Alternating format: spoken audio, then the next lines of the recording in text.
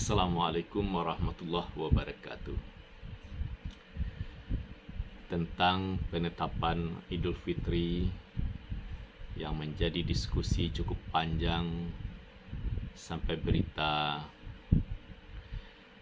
akan membunuh warga suatu ormas. Saya mengabaikan itulah, tidak masuk, itu bagian saya. Namun saya tetap menghormati, menghargai soal perbedaan pendapat, analisa. Saya harus maklum, orang beradik kakak kandung, terjadi perbedaan pendapat. Orang yang satu kelas, terjadi perbedaan pendapat, berguru pada guru yang sama.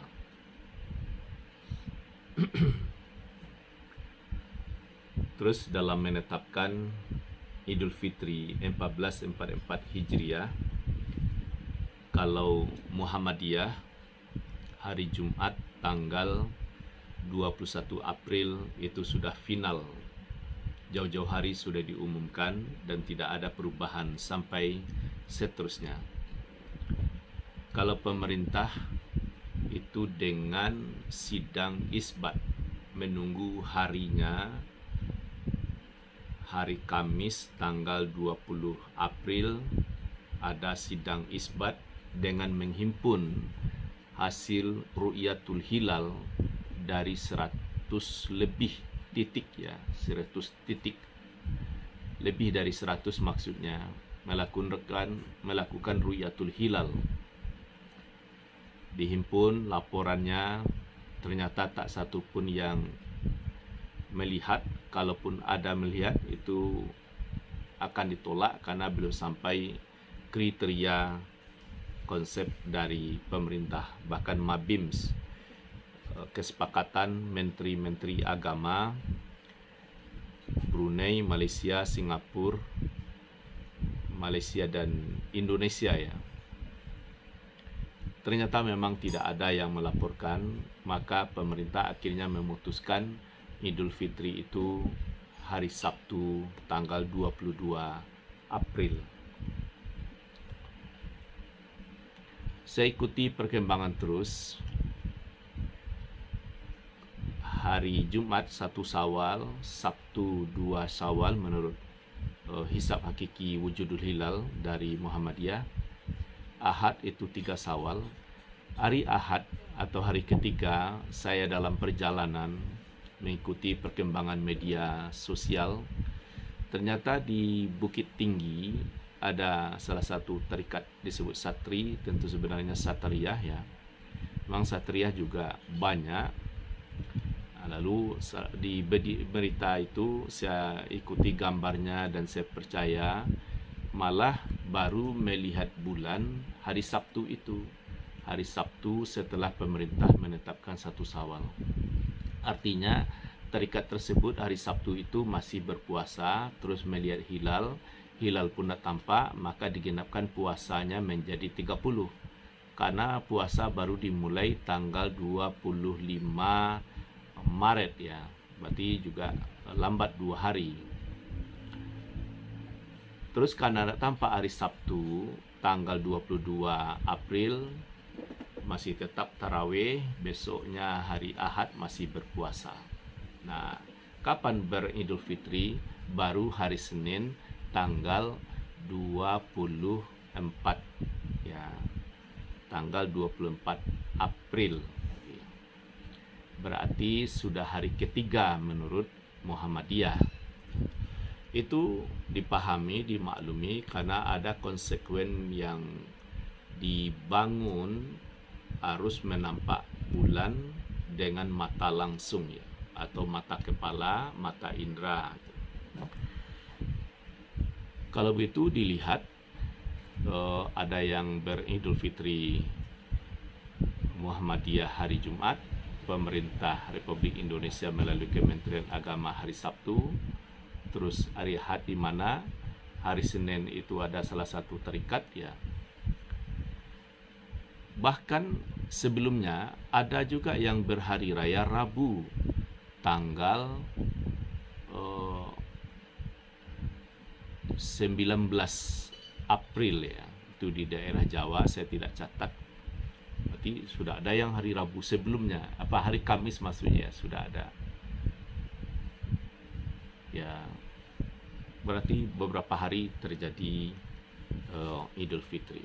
Nah, oleh sebab itu saya hanya bisa mengungkapkan apa yang saya pahami, tapi sekali lagi saya menghormati apapun bentuk sudut pandang teori yang dibangun. Nah, mengapa hari Jumat 1 Syawal itu bertepatan tanggal 21 April? Pada hari Kamis tanggal 20 April, puasa sudah 29 hari, terus pukul 11 lewat sedikit waktu Indonesia bagian Barat terjadi ijtima awal Syawal. Ijtima itu artinya berkumpulnya bumi, bulan dan matahari pada satu garis astronomi. Lalu titik tengahnya memang berpas-pasan, terjadilah gerhana matahari. Terjadi gerhana matahari ini semuanya bersatu, semua ormas bersatu dan menganjurkan untuk salat gerhana matahari. Saya sendiri juga bertugas sebagai khatib ya pada salat gerhana matahari. Ini titik temu yang sangat menggembirakan, bisa bersatu semuanya, semua ormas. Yang dihitungkan, yang dilihat, yang dicermati, yang diobservasikan matahari dan bulan yang kita saksikan itu. Nah, setelah terjadi ijtima tersebut, terus matahari jalan juga, sebenarnya bumi inilah yang berputar dari barat ke timur sehingga terlihat matahari itu menuju ufuk barat. Nah, disebut dengan pandangan atau gerakan semu. Begitu matahari terbenam ya. Matahari terbenam hari Kamis tanggal 20 April, matahari terbenam, ternyata hilal bulan sabit sudah berada di atas ufuk setinggi 2 derajat lebih. Nah, dalam teori hisab hakiki wujudul hilal, bulan itu atau bulan baru sudah berada di atas ufuk. Nah, kalau begitu masuklah bulan Syawal, bulan baru. Dan juga diduga kuat kalau terjadi gerhana matahari itu besoknya adalah bulan baru. Jadi pas hari Jumat adalah 1 Syawal. Nah, Kamis malam saat matahari terbenam hilal di bawah ufuk disebut malam takbiran. Tidak ada lagi kegiatan malam Ramadan karena Syawal telah masuk. Terus apa? Takbiran. Nah, besoknya hari Jumat beridul fitri. Lah saya ikuti sampai jam 12 malam atau jam 00. Saya bangun komunikasi Ustadz Zulkifli Zakaria yang sedang berada di Makkah Al-Mukarramah. Itu kiranya waktu maghrib ya, maghrib di Makkah, di Tower Zamzam itu paling puncak, dipancarkan lampu yang memanjang ya, sehingga indah sekali. Itu menandakan, memberitahu kepada dunia, maksudnya kepada dunia bagaimana siapa saja boleh memvideokan lalu disebar ke negeri masing-masing. Itu kata Ustadz Zulkifli Zakaria menandakan malam pertama Syawal atau malam takbiran. Berarti sama ya dengan hisab hakiki wujudul hilal. Lalu saya tunggu lagi, saya ingin mendapatkan informasi lebih akurat juga. Begitu selesai salat Isya di Makkah, dipancarkan lagi lampu yang begitu indah mempertegas bahwa besoknya Jumat adalah 1 Syawal.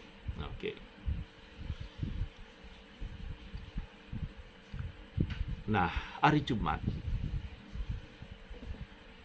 malamnya kan malam kedua tuh dilakukan Ru'yatul Hilal di Barus dan di Medan oleh tim Ru'yatul Hilal ya, OIF, Observatorium Ilmu Falak Universitas Muhammadiyah Sumatera Utara. Ternyata Jumat itu kan malam kedua. Memang hilal sudah tinggi, sudah 12 derajat lebih di atas ufuk. Jadi Jumat malam itu benar-benar sudah malam kedua. Maka benarlah malam pertamanya Kamis, lalu berpuasa berhari raya hari Jumatnya. Begitu juga diterima dari saya ikuti media sosial, ada yang di Periaman, ada yang di Kepulauan Mentawai, ada juga di luar Sumatera. Itu memperlihatkan bulannya memang sudah tinggi pada hari Jumat malam itu ya, karena sudah malam kedua. Itu sebagai saksi empiris ya, pengalaman bagi orang-orang yang peduli. Lalu pada hari Ahad malamnya, saya dapat informasi juga dari Ustadz Zulkifli Zakaria. Dia berada di Madinah, berarti sudah selesai Mekah, dia lanjut Madinah. Dari Masjid Kuba itu terlihat malam ketiga itu bulan memang sudah begitu tinggi. Tidak malam pertama lagi, tentu tidak pula malam kedua, tapi sudah lebih tinggi. Itu diyakini malam ketiga. Nah, itu ya hari Ahad malam. Kemudian saya hari Senin malam, sekarang Selasa, video ini dibuat, kemarinnya kan Senin, saya diundang takziah di salah satu kompleks dekat Masjid At-Taqwa Air Tawar. Sudah maghrib ya. Bulan memang sudah tinggi, itu ya sudah benar-benar malam keberapa namanya lagi, itu sudah malam kelima hari Senin. Jadi mari kita hitung ya, malam pertama tuh Kamis, Jumat, Sabtu, Ahad, Senin. Jadi Senin itu malam kelima, hari Selasanya hari kelima. Nah, jadi kalau malam video ini dibuat, tadinya itu sudah malam ke-6 lagi itu. Ini sebagai bukti bahwa menurut hisab hakiki itu semua yang menghitung, seluruh lembaga resmi di Indonesia semuanya menyatakan hilal itu sudah di atas ufuk. Nah, teori hisab wujudul hilal tidak menunggu 1 derajat, tidak menunggu 2 derajat, apalagi 3 derajat, tapi asal saat matahari terbenam ya. Misalnya saat matahari terbenam ya, ini dah dijadikan dengan matahari. Saat matahari terbenam, hilal yang penting sudah di atas 0. Apalagi kalau sudah 2, 3, 4 misalnya, itu disebut bulannya sudah wujud. Kalau sudah wujud itu ya matematikanya ya sudah masuk hitungan. Jadi titik batasnya itu ya ufuk. Tapi kalau matahari terbenam, bulan ini juga ikut terbenam, bulan sabitnya di bawah ufuk, itu disebut bulannya tidak tampak, baru digenapkan 30.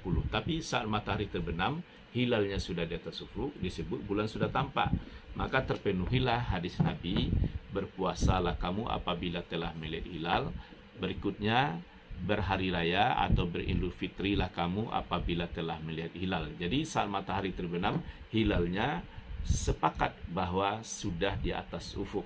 Tidak ada satu lembaga pun mengatakan hilalnya di bawah ufuk, semuanya sudah di atas ufuk. Jadi tampak dalam ru'yatul ilmi, dalam ilmu pengetahuan. Nah, kalau dalam ilmu pengetahuan sudah tampak, ini suatu hal yang diyakini. Karena itu semua bisa ditetapkan, dihitung dengan yakin. Paling tidak di antara banyak ayat, salah satu isyarat dalam Al-Quran, surat Yunus ayat 5. A'udzubillahi minasyaitonirrajim. Huwallazi ja'ala syamsa diya'an wal qamara nuran wa qaddarahu manazila li ta'lamu adadas sinina wal hisab. Dialah Allah menjadikan matahari bersinar, ya. bulan bercahaya, tuh. Semuanya beredar pada garis edar masing-masing. Dengan demikian kamu bisa menghisap atau menghitung, menetapkan waktu-waktu ke depannya itu. Nah, itulah isyarat, atau dipertegas dalam ayat yang pendek, asyamsu wal qamaru bihusban. Matahari dan bulan dia beredar menurut perhitungan. Jadi hitungan itu atau hisab itu konsep Al-Quran, berarti dari Allah Subhanahu wa Ta'ala. Apabila ada informasi dalam Al-Quran, la raiba fihi hudal lil muttaqin, tidak ada keraguan padanya. Nah, ini ya yang saya maksud tentang konsep hisab wujudul hilal itu. Sangat membantu, memudahkan, praktik sekali. Jadi prinsipnya begitu dalam Islam. Kalau ada yang mudah, mengapa dikaji juga yang sulit-sulit. Kalau ada yang lebih pasti, mengapa yang belum ada kepastian gitu. Nah, jadi itu ya. Tapi yang jelas, apapun nanti kebijakan ke depannya kita ikuti dengan cermat. Nanti di mana sisi lemahnya, sisi unggulnya, ya saling dimaklumi, dipahami. Apabila titik unggul satu sama lain ada, ya kita perkuat. Kalau ada titik beda yang belum bisa disatukan, ya kita saling menghormati. Tapi saya yakin makin lama titik perbedaan makin berkurang, insya Allah titik temu untuk bersatu itu makin kuat. Selamat menunggu dan bersabar, selalulah menuntut ilmu, sekira begitu. Assalamualaikum warahmatullahi wabarakatuh.